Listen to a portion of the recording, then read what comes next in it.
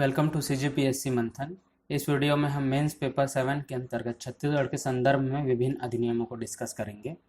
इसमें है छत्तीसगढ़ टोन्ही प्रताड़ना निवारण अधिनियम 2005।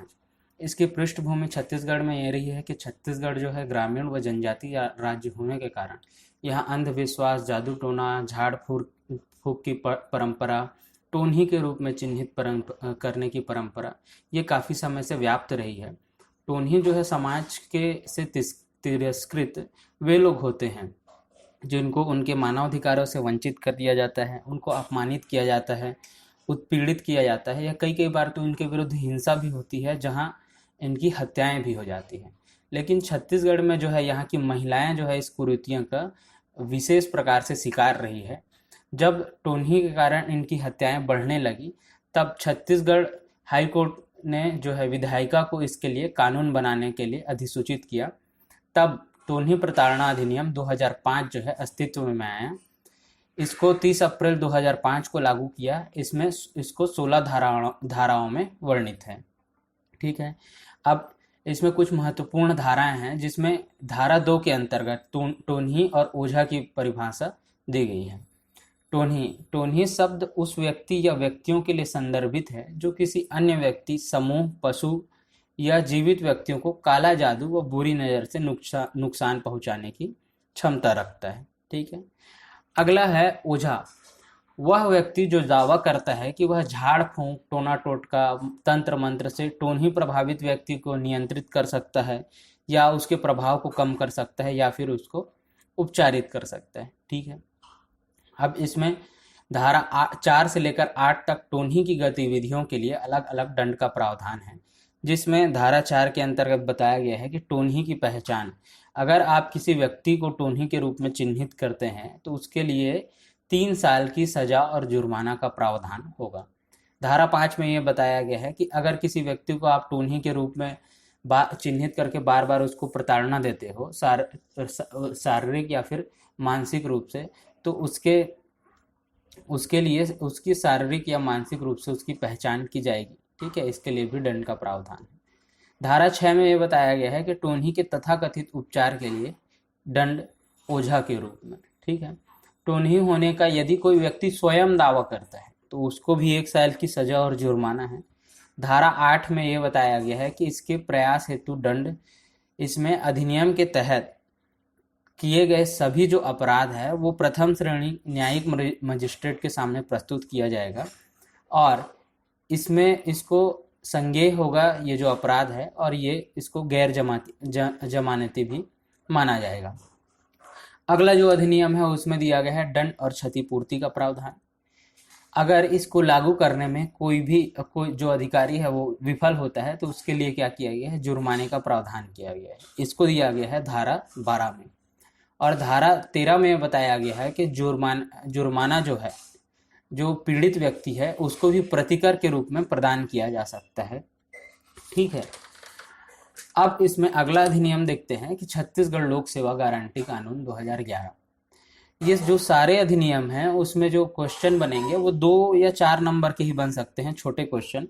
इससे बड़े क्वेश्चन बनने का चांसेस बहुत कम है, इसलिए ये जितना भी अधिनियम है उसको हम लोग थोड़े शॉर्ट में डिस्कस करेंगे। ठीक है, केवल महत्वपूर्ण अधिनियम को ही देखेंगे। अब देखते हैं लोक सेवा गारंटी का विचार आया कहाँ से। ये विचार आया है सिटीजन चार्टर से। सिटीजन चार्टर क्या होता है? सिटीजन चार्टर एक ऐसा दस्तावेज होता है जो सरकार की तरफ से नागरिकों को अधिकार प्रदान करता है। सरकार जो है अपनी सेवा प्रदान करने के संबंध में एक प्रकार से वचनबद्ध होता है नागरिकों को। ठीक है, अब अगर यही सिटीजन चार्टर कानूनी रूप से बाध्यकारी हो जाए तो इसको क्या बोलेंगे? लोक सेवा गारंटी। ठीक है, इसके अंतर्गत क्या है कि सिटीजन चार्टर के तहत सेवा प्रदाता को दी जाने वाली सेवाओं के संदर्भ में प्रतिबद्धता की सूची प्रदान करता है, लेकिन यह कानूनी बाध्यकारी नहीं होती। कौन? Citizen charter. जब सिटीजन चार्टर को ही कानूनी बाध्यकारी बना दिया जाता है तो ये लोक सेवा गारंटी कहलाता है। ठीक है, अब देखते हैं कि यह कब लागू है। यह 12 दिसंबर 2012 से संपूर्ण छत्तीसगढ़ में लागू है। इसके अंतर्गत महत्वपूर्ण धाराएं हैं। धारा 3, इसमें क्या है कि निर्धारित समयावधि में सेवाओं को प्रदान करने की गारंटी देती है सरकार। ठीक है। धारा 4 में यह बताया गया है कि सेवा प्रदान करने का दायित्व किसका है? लोक प्राधिकारी का। ऐसा ना करने पर 100 रुपये प्रतिदिन के हिसाब से 1000 रुपये तक जो है जुर्माना इसको भरना पड़ेगा। ठीक है। अगला है इसमें सक्षम अधिकारी की नियुक्ति, ऐसे अधिकारी जो इसको क्रियान्वित कर सके। ठीक है। अधिनियम के क्रियान्वयन के लिए हर विभाग में जो है सक्षम अधिकारी की नियुक्ति की जाएगी, जिसके पास निर्धारित प्रारूप में लोक सेवा प्राप्त करने के लिए जो है आवेदन किया जा सकता है। ठीक है। अब इसके भीतर अपील का प्रावधान है। यदि कोई जो व्यक्ति है सक्षम अधिकारी के निर्णय से खुश नहीं है तो 30 दिन के भीतर किसके समक्ष? अपीली अधिकारी के समक्ष जो है अपील कर सकता है, और 45 दिन के भीतर इसका निपटारा उसको करना पड़ेगा, और जो भी निर्णय है अपीली अधिकारी का होगा वो अंतिम होगा और बाध्यकारी होगा। ठीक है। इसमें अगला अधिनियम जो है छत्तीसगढ़ दहेज निषेध कानून। ठीक, ये कब से लागू है? 2004 से लागू है। ये भारतीय समाज की दहेज प्रथा जो है मुख्य प्रमुख कुरीति और गंभीर बुराई में से रही है। तो ऐसा नहीं है कि इसके लिए कानून पहले लागू नहीं हुआ है। इसके लिए राष्ट्र स्तर पर 1961 में दहेज निषेध कानून जो है लागू हो गया है, लेकिन छत्तीसगढ़ में इसको और प्रभावी रूप से लागू करने के लिए 2004 में इस कानून को लाया गया। ये कानून जो है 13 धाराओं में वर्णित है। इसमें सबसे पहले धारा 2 में परिभाषा दी गई है, जिसमें दहेज नियंत्रक, मुख्य दहेज नियंत्रक अधिकारियों को परिभाषित किया गया है। ठीक है। इस अधिनियम में नियुक्ति जो है, इनकी नियुक्ति राज्य सरकार द्वारा की जाएगी, ये बताया गया है। इनके कार्य और शक्तियों को अधिनियम में वर्णित किया गया है। ठीक है। धारा 3 में इनके क्षेत्राधिकार का जो तय है वो राज्य सरकार करती है, ये बताया गया है। ठीक। धारा 4 में शिकायतकर्ता द्वारा शिकायत जो है लिखित रूप से दर्ज कराया जाएगा, ये बातें बताई गई हैं।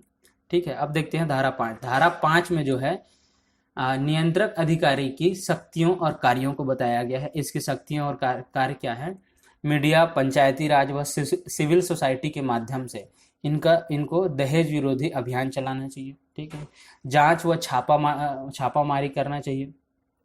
शिकायत मिलने पर जांच के दौरान जो है समुचित कार्यवाही करनी चाहिए। समय समय पर दहेज नियंत्रक अधिकारी को, मुख्य दहेज नियंत्रक अधिकारी को रिपोर्ट प्रस्तुत करना चाहिए। शिकायत, इसमें जो है शिकायत मिलने के 1 माह के अंदर कार्यवाही की जाती है। ठीक है। इसमें पुलिस की सहायता ले सकता है और न्यायालय में जो है इनका वाद प्रस्तुत कर सकती है। ठीक। इस संदर्भ में जो भी संस्थाएं जो है काम कर रही है, NGO हो गया, ठीक है, सिविल सोसाइटी हो गया, इन सब को जो है एक साथ लाना इनका कर्तव्य होता है। ठीक। अपने दायित्वों का निर्वाह करते समय यह ध्यान रखना चाहिए कि किसी परिवार की प्रतिष्ठा, उसकी निजी संबंधता और निजता का हनन थोड़ी हो रहा है। ये भी जो है दहेज नियंत्रक अधिकारी को इन सब बातों का ध्यान देना चाहिए। ठीक है। तो अभी हमने इन 3 अधिनियमों को डिस्कस किया है। आगे अगले अधिनियम को अब हम लोग अगले पार्ट में देखेंगे। तो अगर ये वीडियो आपको पसंद आया हो तो हमारे चैनल को सब्सक्राइब जरूर करें, और इससे रिलेटेड कोई भी डाउट हो तो आप हमको कमेंट कर सकते हैं या फिर फेसबुक और टेलीग्राम में मैसेज कर सकते हैं। तो मिलते हैं नेक्स्ट वीडियो में। धन्यवाद।